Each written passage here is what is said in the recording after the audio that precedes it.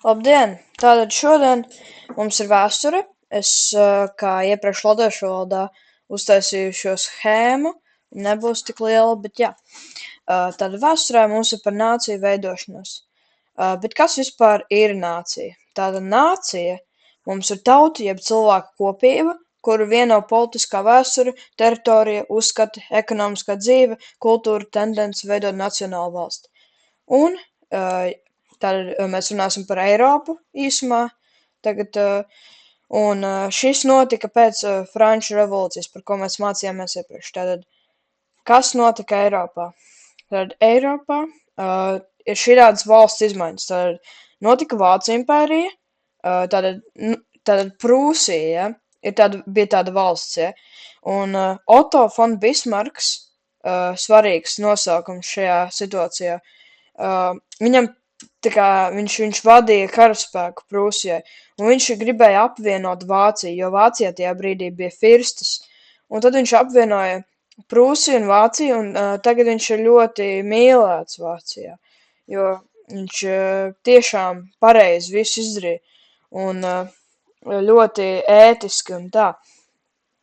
Pēc tam mums ir vēl Itālijas karaliste, kuru notika tāds stāsts, kur Itālija arī bija sadalīta vairākās daļās. Tur Sicīlija, Neapole, daļa Austrijai piederēja, bet tad Camillo Benso Cavours, ļoti garš vārds, bet stay with me here, tātad viņam bija tā doma apvienot visu, ieskaitot arī Sardīniju, un pēc tam Giuseppe Garibaldi dibināja Itālijas karalisti.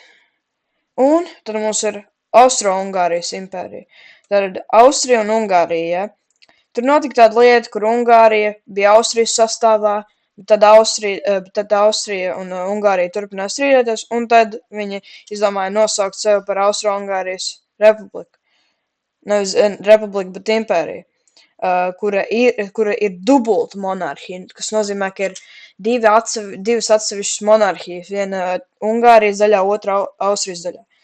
Un mums vēl bija Osmaņu impērija tajā brīdī, tas jau cits stāsts, bet mums ir arī Krievijas impērija, par kuru mēs šeit fokusēsimies, par Krievijas impēriju un par guberņiem, kas vispār notika. Tātad ir tāda lieta kā imperiālisms. Jūs dzirdējāt, nosauc Vācu impērija, Austro-Ungārijas impērija, Krievijas impērija. Kas vispār ir imperiālisms? Tātad imperiālisms ir valstu politika, kas orientēta uz jaunu teritoriju iegūšanu. Tātad impērijas ir valstis, kuras ir ieguvušas kaut kādu zemi, un tātad imperiālisms ir politika, kas saistās ar impēriju rašanos, ja, kur kaut ko iekaro, lai dabūtu zemi. Un labi, bet pirms mēs ķeramies klāt pie Krieviju, mums ir tāda mini lietiņa kā ideoloģijas. Šis parādīsies tālāk. Jūs arī mācīsieties 9. klasē, kā aiziet pa pieskaru šīs ideoloģijas un kļūst par citām, piemēram, nacisms un sociālisms kļūst par komunismu, bet labi, šīs tātad ir mūsu 4 ideoloģijas, kas veidojās 19. gadsimtā. Mums ir liberālisms, konservatīvisms, nacionālisms un sociālisms. Labi, visvieglāk būtu izskaidrot, ja es jums uzzīmētu šitādu, ja, teiksim, mēs esam pie Vefa, un mums ir tāda lieta kā akmens tilts. Ļoti nevienam nepatīk akmens tilts, bet, teiksim, liberālismā mēs viņu pārbūvētu, ja? Liberālismā mēs pārbūvēsim, ja? Liberālisms saka, jā. Liberālisms ir par izmaiņām un par vienotību un par katru cilvēku individuālo, kā pateikt, viedokli, ja? Tad mums ir konservatīvisms, tieši pretējs. Viņš saka, hell no, mēs nedarīsim šo. Tāpēc, ka konservatīvismā mēs gribam saglabāt šo, ja? Mēs gribam saglabāt, konservatīvisms ir tā kā konservi, ja? Mēs iepakojam šo un mēs atstājam. Un ja piemēram, teiksim, ka reāli citas valstis sāk iesaistīties un teikt, hei, mums reāli, mums vajag, lai jūs nomainītu to tikai tad, pēc milzīgiem lēmumiem, konservatīvismā tiks nomainīts šis tilts, bet jā, atcerieties konserv, jā. Tad mums ir nacionālisms, kas saistās ar nāciju veidošanos, bet tad nacionālisms mums nozīmē to, ka mums paliek, mēs līdzīgi kā konservatīvismā atstājam valstu kultūru, un to, kas ir raksturīgs tai valstī, kā valoda un tā. Un tātad mēs šo akmens tiltu neiznīcināsim un nepārbūvēsim. Varbūt pārbūvēsim, bet tas ir tikai, ja mēs iekļaujam to pašu akmens tiltu tajā celtnes pārbūvē. Ja mēs pārbūvēsim pa visu no sākuma, tad nē. Ja mēs kaut ko iekļausim, tad varbūt. Un tad mums ir sociālisms. Tātad sociālisms šajā situācijā mums dod tādu vienlīdzīgu darba vidi, kur visiem ir vienāda naudas summa, arī bezdarbniekiem. Un tātad šeit viņi to darītu un tiktu apmaksāts pilnīgi visi. Tāds, es biju tajā tiltā. Tāds, tu dabūni arī naudu, tā kā tu biji tajā tiltā. Bet tu tāpat neiesaisties tajā, labi, ņem tāpat naudu. Bet tas nozīmē, ka būtu vienāda summa visiem, nevis atšķirīgas. Tur neskatās pēc, cik daudz darba ir paveikts. Un te var jau saskatīt kādas atšķirības, liberālisms, konservatīvisms, nacionālisms un konservatīvisms, tādi līdzīgi. Un, jā, tās ir ideoloģijas, un es šeit iekļauju arī emancipāciju. Tātad mums emancipācija ir tāds mini-termins, nevis termiņš. Tā ir atbrīvošana vai atbrīvošanās no atkarības, pakļautības aizspriedumiem un līdzvērtīga sabiedriska stāvokļa iegūšana. Tātad liberālisms saistās ar emancipāciju, jo 19. gadsimtā notika tāda lieta, kā sākās feminisms, un sievietes ieguva savā ziņā balsstiesības, bet tas nebija īstenots visās valstīs. Un patiesībā Jaunzēlanda bija pirmā valsts, kas pieņēma sieviešu balsstiesības, un sievietes tika cienītas turpmāk. Labi, nē, varbūt nevienmēr, bet labi. Ejam tālāk. Vēsture. Mums ir Krievija tagad. Par Krieviju. Tad kas vispār notika ar Krieviju? Tad bija guberņas, ja, pēc lielā ziemeļu kara, kas notika tajā brīdī. Un Krievijas impērijā bija tā vidzemes guberņa, bla, bla, bla, un Rīga bija ļoti, tad Krievijas ekonomika bija ļoti lēna, bet viņa attīstījās ļoti daudz, tāpēc, ka Rīga bija viena no pat visattīstītākajām ekonomiski darbīgajām valstīm. Tāpēc, ka tur bija būvēta tvaika lietiņas, un notika visi šie termini, par ko bija iepriekšējā vēstures video, noskatīties to noteikti, bet notika industriālā revolūcija. Tad Krievi teica, kāpēc jūs vispār runājat vāciski, ja? Kāpēc jums vispār ir šīs muižas? Nē, mēs tagad padarīsim visu krievu valodā un pārkrievosim šo valsti. Tā tad vienkārši visiem spiež krieviski runāt, un es izskaidrošu, kāpēc tas nebija pārtraukts uzreiz par jaunatviešiem, bet tātad notika šī rusifikācija, un pēc tam Manasēna revīzija, kur tika novēroti šīs guberņas arī Igaunijā, un Tātad, un Polijā, Lietuvā it īpaši, kur tika uzsvērta pareizticīgo baznīca, ja, nebija vairs luterāņu baznīcas tādas atļautas, un tika pārvaldīta tā, ka širām guberņām vispār nav sajendas, ja, vispār nevar iesaistīties tajā politikā. Nu labi, tagad mūsu nākamā tēma - jaunatvieši. Tātad jaunatvieši. Latviešiem jau sen veidojās tāda nacionālā identitāte, ja.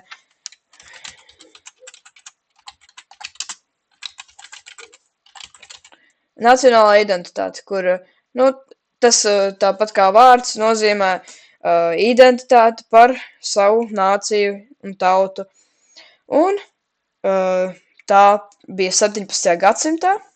Šitais tāds mazs atkārtojums no iepriekšējās 8. klases, kur luterānis Georgs Mancels sarakstīja vācu latviešu vārnīcu, ja.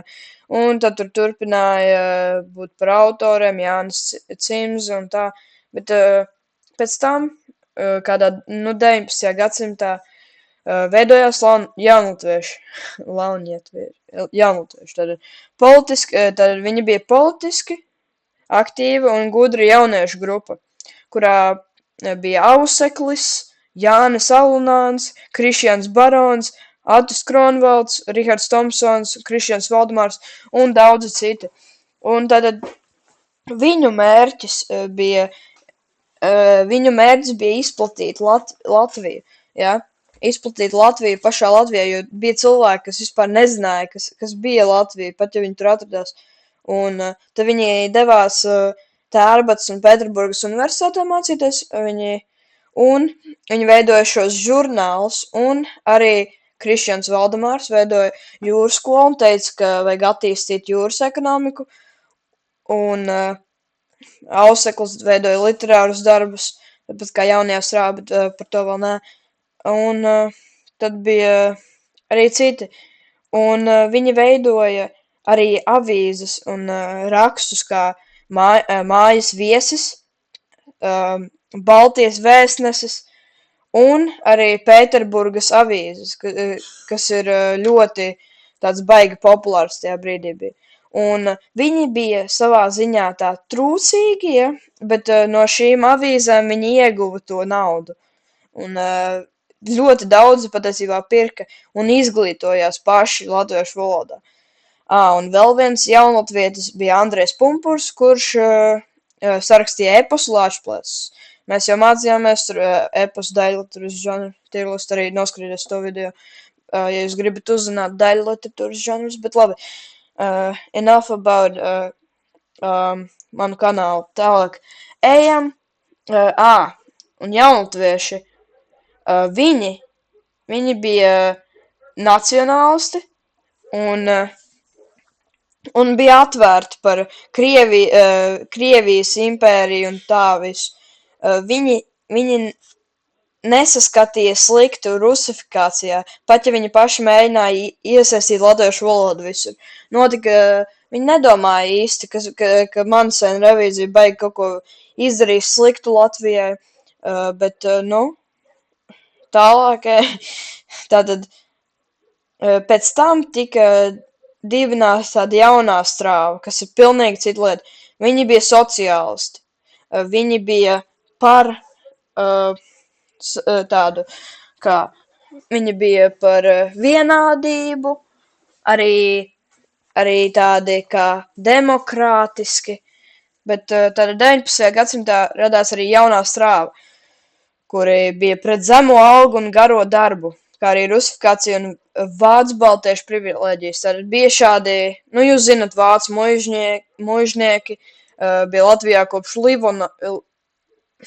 Livonijas, un tagad šie vācu baltieši, viņiem joprojām ir muižas, un viņi varēja arī nemaksāt nodokļus, jo bija likumi, kas, ko viņi paši noteica, ka viņi var nemaksāt nodokļus. Un tad šī Jaunā Strāva, ja? Jaunā Strāva, viņi strādāja tajās nevis manufaktūrās, bet fabrikās tagad, un viņi visu saskatīja šo globalizācijas, urbanizācijas, tos visus garos vārdus ietekmi uz Latviju. Un tāpēc viņi,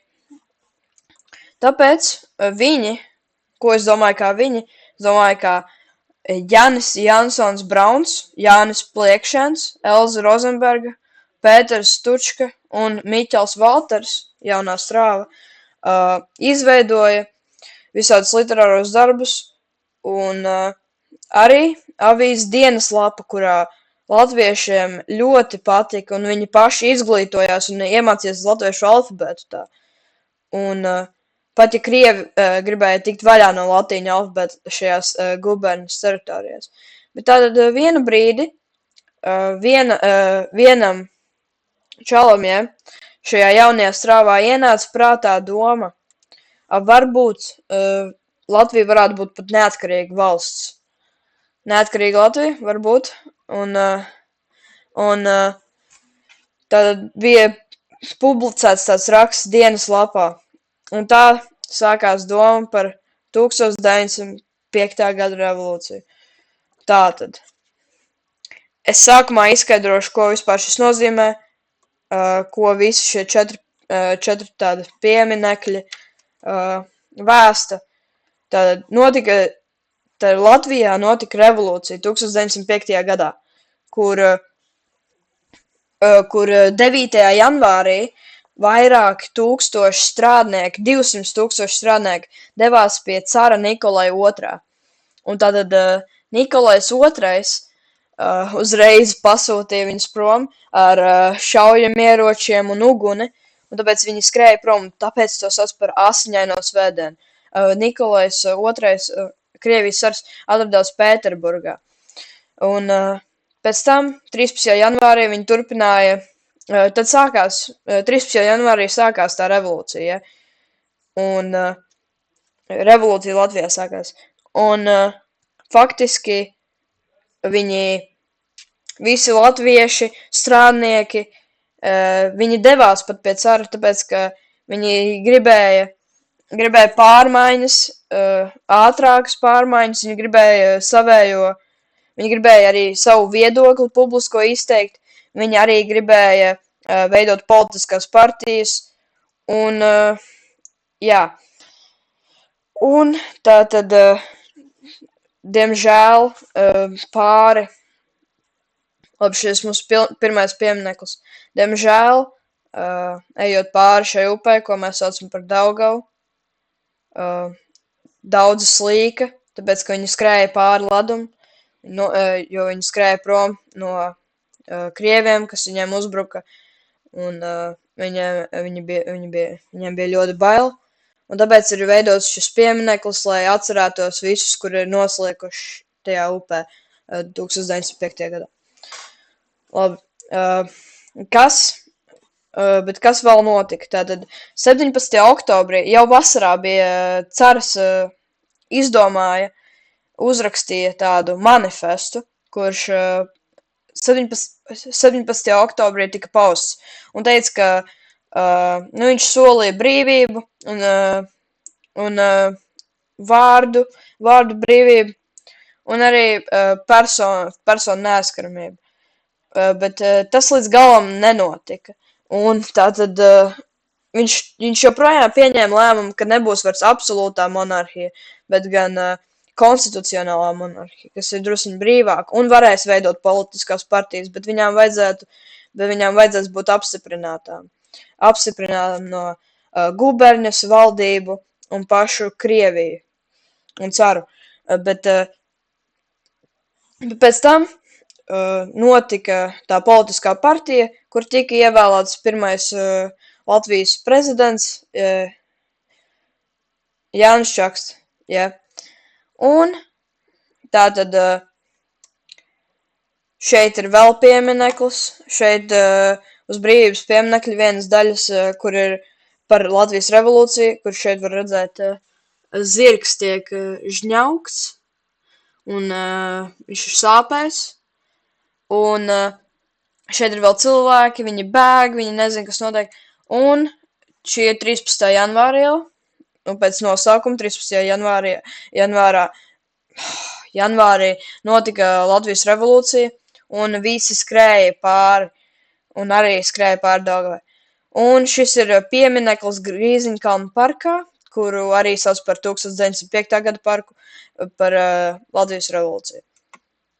Un tātad, ja mēs runājam detalizētāk par cēloņiem, tie būtu, ka Krievijā ir absolūtā monarhija, ka pārmaiņas notika lēni, ka nebija apmierināti ar materiālo un politisko stāvokli daudzi, jo bija jāstrādā tā, un nebija vārda brīvības, publisku kritizēšanu sodīja, nedrīkstēja veidot politiskās partijas, kur Latvijā tās veidoja slepeni, piemēram, Meža brāļi.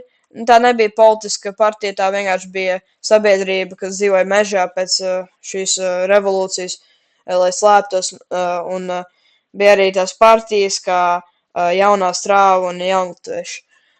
Bet tad bija arī Krievijas impērijas karš ar Japānu, kurš beidzās ļoti slikti, tāpēc Krievija zaudēja resursus, un tad arī sekas, tad revolūcijas sekas, bija gājuši nāvei un izsūtīti katorgā uz Sibīriju. Ja jūs nezināt, kas ir katorga, tas ir smags darbs, un tika arī daudz apcietināti, un emigrēšana uz citām valstīm. Piemēram, Jānis Pliekšēns, Rainis un arī Aspazija. Jānis Pliekšēns ir Rainis un Aspazija ir Elza Rozenberga. Viņi devās uz Šveici. Tad tika arī nodedzināts apmēram 200 muižas, kas tur bija ļoti vērtīgi vēstures avoti, jo tur tika pirkts gleznas un tā, tādas franču, vācu gleznas no impresionismu laika, tas bija impresionisms, iekas. Un tātad mazina cenzūru un latviešu valodu skolās tagad tika ieviest un tika likvidēta Krievijas absolūtā monarhija un notiek arī vēlēšanas, kuras bija ļoti, teiksim tā, saudabīgas, ja, kur viņas bija ļoti kontrolētas, tāpēc nebija baigās vēlēšanas īsti, bet guberņā bija. Un arī paplašina ticības, vārda brīvības, pulcēšanās un biedrošanās brīvību. Un es ieteiktu jums atkārtot kādu notikumi, piemēram, dziesmu un dēļu svētki notika pie jaunlatviešiem un jauno strauju. Dziesmu un dēļu svētki notika pie jaunlatviešiem 1973. gadā. Un atkārtojot arī ideoloģijas, kā viņas strādā, un šos pieminekļus, varbūt kaut kur izlasēt par to. Un jā,